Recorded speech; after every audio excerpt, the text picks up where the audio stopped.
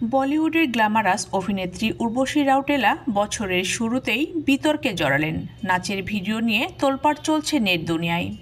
গত 2 জানুয়ারি মুক্তি পেয়েছে তেলুগুয়ে সিনেমা ডাকু মহারাজের গান দাবিডি দিবিডি। উর্বশী এবং 64 বছর বয়সী অভিনেতা নন্দমুরি বালাকৃষ্ণের নাচ দেখে চমকে গেছেন দর্শকরা।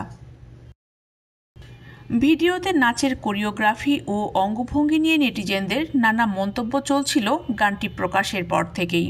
অবশেষে স্বরচিত এক চলচ্চিত্র সমালোচকের মন্তব্যের প্রতিক্রিয়া জানিয়েছেন উর্বশী। এই ভিডিওকে নীল ছবির সঙ্গে তুলনা করতে ক্ষেপে গিয়ে মুখ খুললেন এই অভিনেত্রী। গত 2 জানুয়ারি মুক্তি পেয়েছে ডাকু মহারাজ ছবির দাবিডি দিবিডি গান। সেখানে উর্বশী ও 64 বছর বয়সী তেলেগু অভিনেতা নন্দমুরি বালাকৃষ্ণের নাচ দেখে চক্ষু চড়ক গাছ দর্শকদের। নাচের কোরিওগ্রাফিকে অশ্লীল বলে মুখে ফেনা তুলেছেন নেটিজেনরা।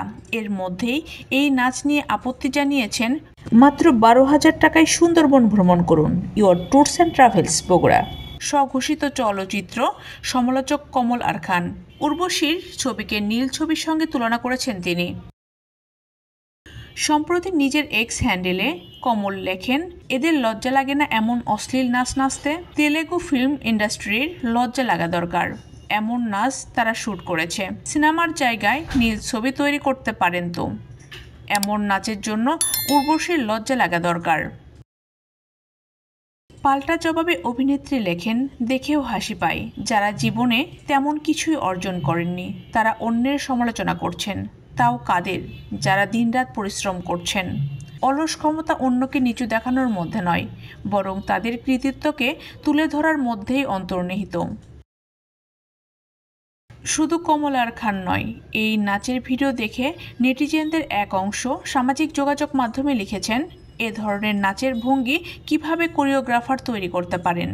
অভিনেতারাই বা কিভাবে এসব কাজ করতে রাজি হন? একেবারে জঘন্য। আরও একজন মন্তব্য করেছেন, অশালীন নাচ দেখিয়ে কি ছবির অতিরিক্ত আয় হয়? এই ধরনের দৃশ্যের মাধ্যমে বোধহয় ছবির প্রচার হচ্ছে। কেউ কেউ দাবি করছেন নারীদের জন্য এই ধরনের নাচের দৃশ্য অত্যন্ত অপমানজনক। উর্বশী নিজে এমন নাচের জন্য কিভাবে রাজি হলেন সে নিয়ে প্রশ্ন তুলেছেন নেটিজেনরা। বলিউডের সিনেমায় এখন খুব একটা উর্বশীকে দেখা যায় না, তবে সোশ্যাল মিডিয়ায় বেশ সক্রিয় এই অভিনেত্রী। 2013 সালে সানি লিওনের সিংস অব দ্য গ্রেট সিনেমার মাধ্যমে বলিউডের অভিনেত্রী হিসেবে নিজের যাত্রা শুরু করেন উর্বশী। তার পরবর্তী ক্যারিয়ারে সফল সিনেমা খুব একটা নেই, তবে তেলেগু সিনেমা ডাকু মহারাজের গুরুত্বপূর্ণ চরিত্রে দেখা যাবে তাকে। আগামীকাল 12 জানুয়ারি সিনেমা হলে ডাকু মহারাজের মুক্তি পাওয়ার কথা।